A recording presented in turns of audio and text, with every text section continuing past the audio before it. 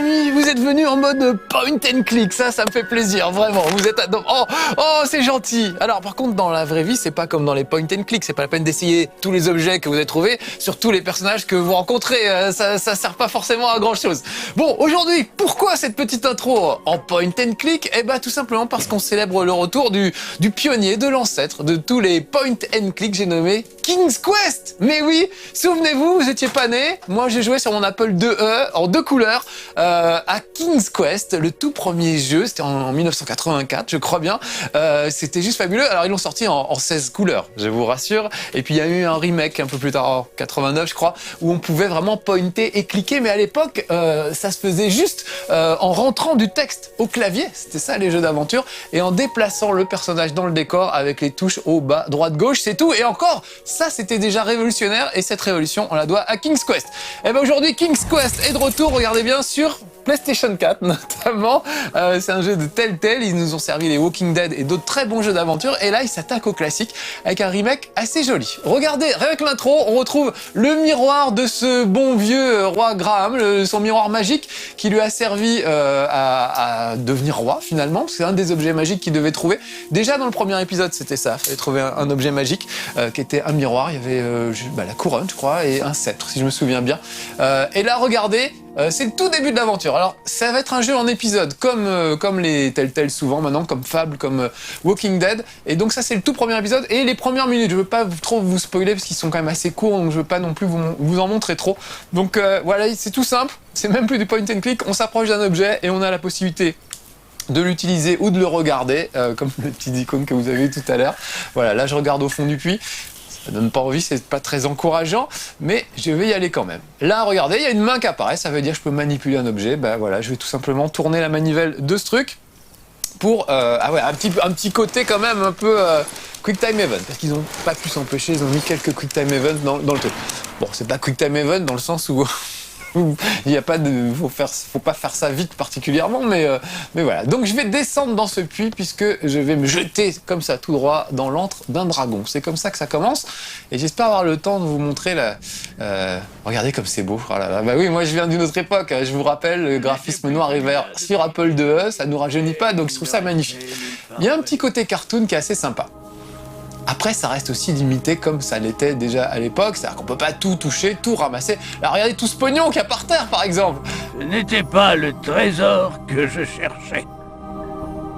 Alors voilà, sous prétexte que monsieur ne cherche pas ce trésor, eh ben, je ne peux pas ramasser le pognon, alors que moi, ça m'aurait suffi largement. Donc tout ce que je peux faire, c'est essayer de visiter un peu la grotte, jusqu'à ce que je trouve quelque chose qui bouge, comme ce vieux matelas dégueulasse. Voilà, et je vais essayer de m'introduire au fond de la grotte. Hop, il était déjà dégueulasse, mais là, c'est encore pire. Et là, regardez, il y a un petit passage, on dirait une petite trappe. Donc, je vais l'ouvrir.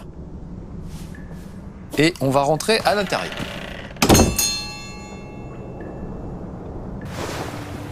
Voilà, alors me voilà dans une grotte. Ce n'était pas comme dans mes souvenirs, mais ça restait assez proche. J'ai l'impression que c'est moi qui parle. C'est assez drôle. En fait, c'est Graham qui est vieux, qui est devenu roi et qui raconte à sa petite fille ses aventures, en fait. Donc ce système de narration, je le trouve très sympa, parce qu'il ne faut pas perdre de vue que toute l'histoire est racontée par Graham, donc lui, une fois qu'il est devenu vieux et qu'il est devenu roi. Et j'aime bien ce principe, je trouve ça assez rigolo, ça justifie pas mal de trucs, et notamment pas mal de clins d'œil. Notamment ce qu'on vient d'entendre, c'était comme ça dans mon souvenir. Bah voilà, les vieux joueurs comme moi qui ont joué au premier King Quest vont adorer ce genre de référent. Deux mécanismes bizarres gardaient le trésor perdu. Je devais en actionner un et voir ce qui se passerait. Alors lequel? Celui de droite, celui de gauche? Ah, si on était sur Twitch, je pourrais vous faire voter, tiens. Là, je suis obligé de me débrouiller tout seul. Alors je sais déjà, parce que je l'ai déjà fait, mais... que la sieste attendrait, même si ce lit semblait vraiment moelleux. Donne pas envie le lit, mais je vais quand même essayer. On va actionner ce levier-là. Bim! C'était pas le bon. Et voilà ce qui se serait passé si j'avais actionné le levier de gauche. Mais comme je suis ici avec toi, tu sais déjà que je ne me suis pas trompé. Vous voyez, c'est rigolo ces petits trucs. Je suis mort exprès, évidemment, pour vous faire voir ce qui se passe quand on meurt dans ce jeu. On ressort du récit et le grand-père raconte à sa petite fille ce qui se passe. Le grand-père, d'ailleurs, c'est la voix de Christopher Lloyd, qui est le Doc Brown de Retour vers le futur. C'est quand même pas rien. Et la petite fille, c'est Zelda Williams, la fille de Robin Williams. Donc, ça fait plaisir de voir une Williams dans l'affaire, puisque je rappelle que... Des tonneaux, des barattes et des lits occupaient les moindres recoins. Je rappelle que Roberta Williams, c'est la créatrice des King's Quest, avec son mari, c'est une des femmes pionnières du jeu vidéo dans le monde, et notamment avec la série des King's Quest. Ils avaient fait d'abord des jeux d'aventure uniquement en texte, c'était ça à l'époque, hein. On n'avait pas de graphisme avec les ordinateurs, il fallait juste rentrer le texte. Et ils avaient fait un truc policier qui s'appelait Mystery House, et les graphismes, alors là c'était carrément en noir et blanc, c'était juste des traits, c'était des graphismes ASCII, un peu comme on peut voir aujourd'hui. Alors pas ASCII, pas avec des skis, mais en caractère ASCII, si vous voyez ce que je veux dire. C'est vrai qu'avec des lettres qui finissent par former un dessin. Je me souviens pas de ce passage. Des lits suspendus à des stalactites? On y vient, Gwendoline, ne t'en fais pas. On ne manquera aucun détail de l'histoire. Où en étais-je? Ah, oui. Tandis que je me frayais un passage dans le lit de la rivière de Lee, j'avais peur de deviner la source de ce vent assourdissant. Donc oui, je disais tous les deux, avec son mari, ils étaient fans d'histoire, de romans policiers et tout, donc ils ont commencé à utiliser leurs ordinateurs pour raconter des histoires, et ils ont vraiment révolutionné le jeu d'aventure, en tout cas, ils l'ont mené à... Ah, regardez, voilà le dragon. Que de dents et de griffes se trouvait... Le miroir légendaire? Oh, alors tu te rappelles ce bout de l'histoire? Ben, les dragons, c'est ce que je préfère. Tu veux raconter toi-même? Oui. Le roi Édouard m'a envoyé, moi, le plus grand chevalier de Daventry, pour retrouver son miroir perdu. Un colossal et terrifiant dragon. C'était l'ultime obstacle avant... Avant d'obtenir un chapeau brillant pour ma collection. Donc voilà, moi j'ai mis les voix en français, parce que les jeux d'aventure sont pas toujours en français, notamment les Walking Dead au début n'étaient pas en français, c'était sous-titré en français, donc je vous ai mis les voix françaises. Encore une fois, les voix anglaises, il y a vraiment des pointures, donc Christopher Lloyd. Cette machine improbable, mais quelqu'un avait retiré la poignée, créant ainsi un casse-tête saugrenu. Un casse-tête saugrenu. J'aime bien ce genre de petites références au genre. C'est vraiment très drôle parce que voilà, quand on aime le jeu d'aventure comme ça, les vieux point and click, les Day of the Tentacle, les Indiana Jones, Fate of Atlantis et tout, et ben évidemment il y a plein de clins d'œil à ce genre qui sont vraiment sympas et qui sont très très réussis. Alors, les choix sont assez limités. Alors regardez un autre petit clin d'œil cette fois à Indiana Jones. Voilà cette cloche qui est reliée à une corde et le bâton dont j'ai besoin est là. Regardez ça, il fait exactement Indiana Jones quand il enlève l'idole dans le temple avant que la grosse boule lui roule dessus. Utiliser mon cerveau pour déjouer le piège. Voilà, c'est ce qu'il appelle utiliser son cerveau, c'est-à-dire qu'il a tiré bêtement sur le truc. Pour trouver une cachette. Voilà, il est caché sous le lit. Ouais, le plus logique, voilà le dragon. Attention, 22, là le dragon. Donc vous voyez, au niveau des commandes, c'est simplissime. Là, je déplace le personnage et j'appuie sur croix pour faire les actions, ou carré pour sortir mon inventaire, mais pour le moment, j'ai pas encore d'objets. Vous aurez évidemment pas mal d'objets au fur et à mesure du truc. Il faudra essayer ce que vous avez fait avec le petit drapeau, le donner à différents personnages. Cette bête à demi aveugle ne m'a pas vu. Ça doit être dur de toucher un œil de dragon avec une flèche. Déjà que j'ai du mal à toucher une botte de foin. En effet, cela demande du talent. Alors c'est assez drôle qu'ils disent ça, parce que si comme moi vous jouez au jeu et qu'après vous refaites la première partie, en tout cas vous refaites le jeu, il y a plein de petits clins d'œil à ce qui va se passer après. Notamment le fait qu'il est complètement nul à l'arc et qu'il sait absolument pas se servir d'un arc. Donc pendant tout le jeu, enfin pendant une bonne partie du jeu, vous allez vraiment pas vous servir de votre arc, ça va être une vraie tannée d'utiliser l'arc. Mais il y a un personnage sympa qui va vous apprendre à l'utiliser. Donc là regardez, je suis allé dans mon inventaire, j'ai chopé le bout de bois, hop, et j'ai réparé cette poulie, donc maintenant je vais pouvoir faire descendre le truc. Bon, on est vraiment au début de l'histoire, c'est plus un tutoriel qu'autre chose pour apprendre à manier tout ça, mais évidemment au fil du jeu, les choix vont être de plus en plus compliqués et il va falloir se creuser la tête pour arriver à résoudre certaines énigmes qui sont un peu plus chiadées que ça. Accroché au mur de la grotte. Alors il n'y a pas, comme dans les Telltale, comme les Walking Dead, etc., il n'y a pas de dilemme moraux comme on peut avoir, enfin pas vraiment, où vraiment on est impliqué émotionnellement. Walking Dead, moi je rappelle, j'ai chialé à la fin, vraiment, c'était la première fois que ça m'arrivait devant un jeu vidéo. J'ai versé ma petite larme, carrément, on s'attache au personnage, on vit des situations fortes, il y a des choix très douloureux à faire, est-ce qu'il faut sauver les trucs ou machin, est-ce qu'il faut nourrir les enfants, ou ne se nourrir soi-même, ou nourrir les mecs les plus costauds, enfin, il y avait vraiment des choix qui étaient difficiles dans Walking Dead. Là, il n'y a pas vraiment ce genre de truc. On est plus dans la rigolade, parfois c'est pas très loin de Discworld, qui était un très bon jeu de point and click aussi, qui était assez fabuleux, avec des trucs un peu loufoques et vraiment assez drôles. Oh, attention! Voilà un bateau garni de pics. Et au bout, que se passe-t-il? Le dragon, qui dort sur des matelas, c'est quand même le dragon le plus confort du monde. Vite, vite, vite, vite, planquons-nous. Ouf, je peux passer loin, je vais le mettre sur le côté. Alors là, je pourrais y passer, je vous épargne le truc, mais voilà, je mourrais dans des souffrances atroces et je crois qu'il dit à sa petite fille, après ça, je vais aller me faire une petite sieste. Il ment en plus, il raconte l'histoire et il ment. Oh, là, j'ai fait un peu de bruit, pas eu le choix, j'ai marché sur des crânes. Donc vous avez vu que le dragon a une flèche dans l'œil, c'est ma faute en fait.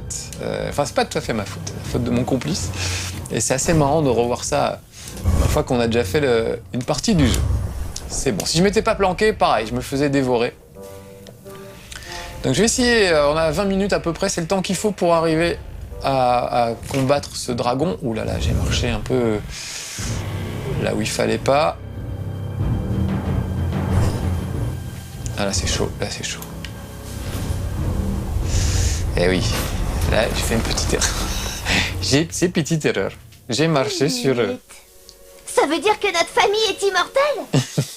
Très bien. Du coup, ça vaut le coup de mourir rien que pour entendre les petites vannes rigolotes qui balancent en cas de mort. Vous voyez que la mort est pas tellement pénalisante, on repart tout de suite de là où on était. Donc allez, je me cache cette fois. Ok, il a rien vu. Voilà qu'un œil en même temps. Cette idée de se cacher sous le lit, c'est quand même assez débile, mais bon, c'est une grande tradition aussi du jeu d'aventure, c'est de faire des énigmes absolument débiles. Donc cette fois, je vais marcher très prudemment, voilà, pour éviter de marcher pas sur des brindilles, puisque ce sont des ossements humains. Je le rappelle, ouh, ça fait du bruit, ça va le réveiller, donc je vais me cacher dessous. C'est sa seule stratégie, hein. C'est quand même pas le chevalier... comme on le voit d'habitude.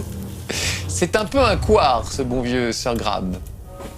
Voilà, donc je vous ai dit, moi j'ai mis la VF, vous pouvez, si vous voulez entendre les voix d'origine qui sont vraiment très bien, vous pouvez les mettre en VO.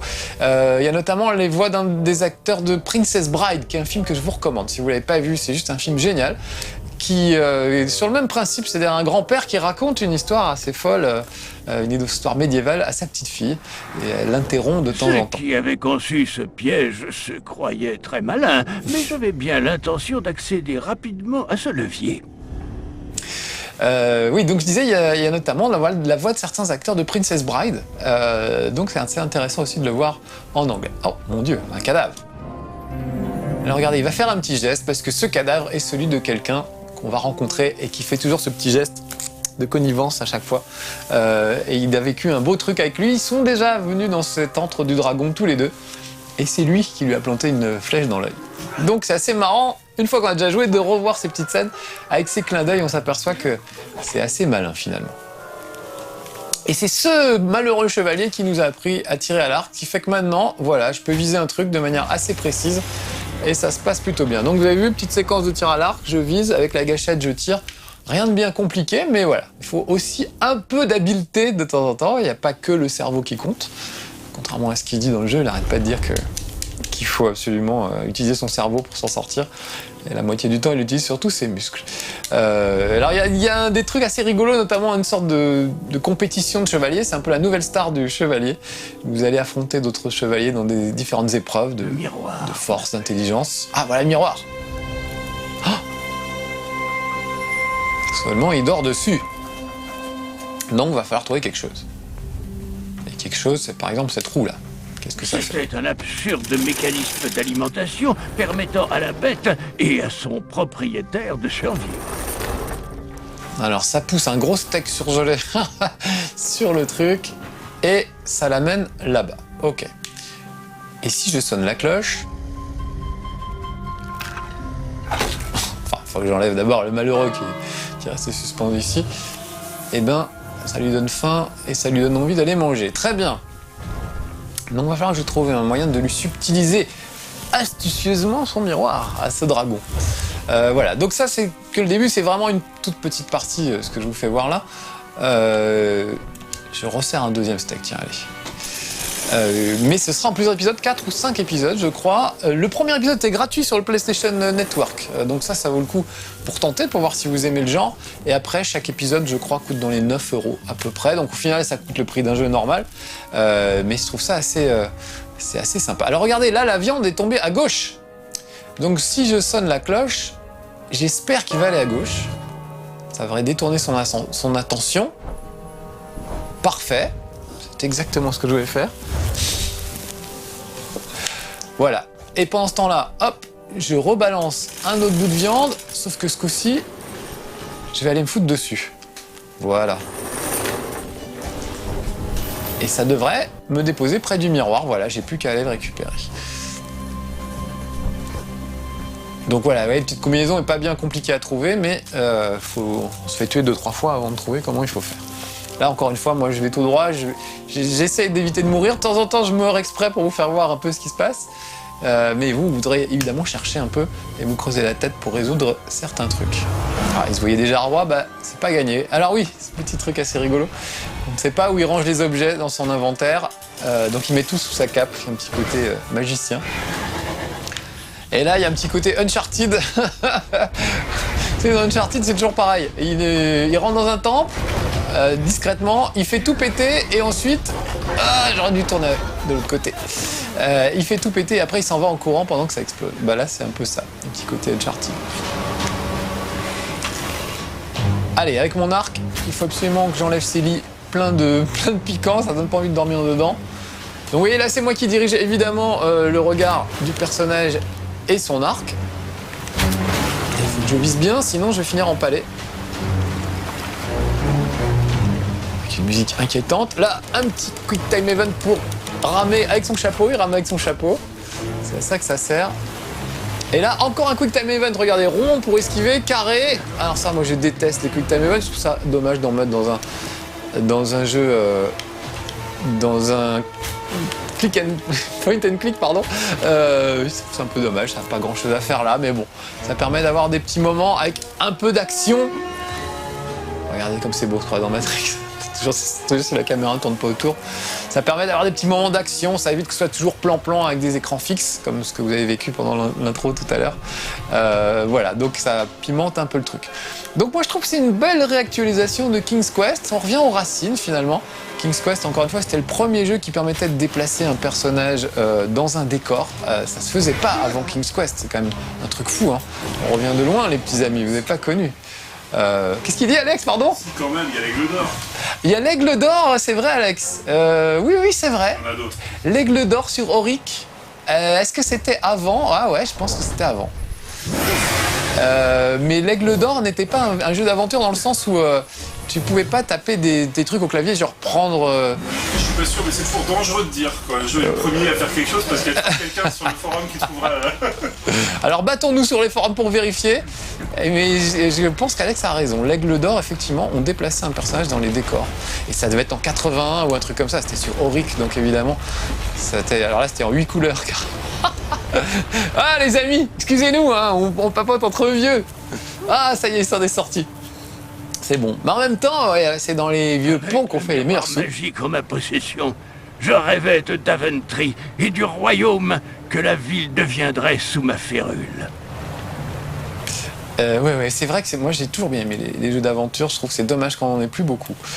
Telltale a vraiment renouvelé le genre avec Walking Dead, qui vraiment a remis le truc un peu au goût du jour.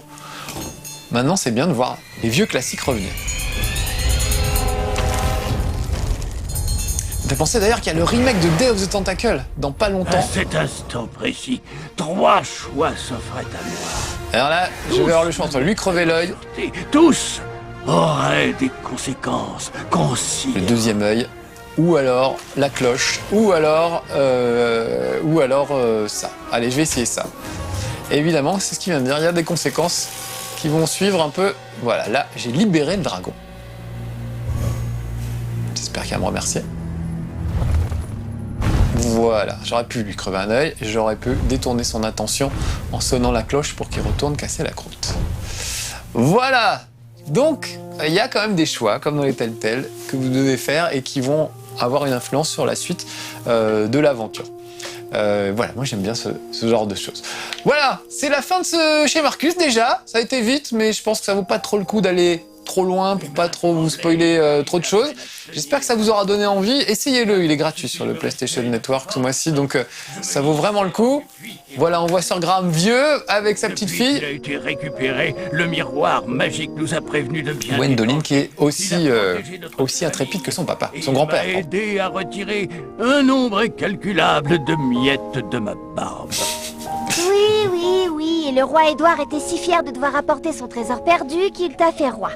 J'aime beaucoup l'idée du miroir magique qui sert surtout à enlever des miettes dans la barbe.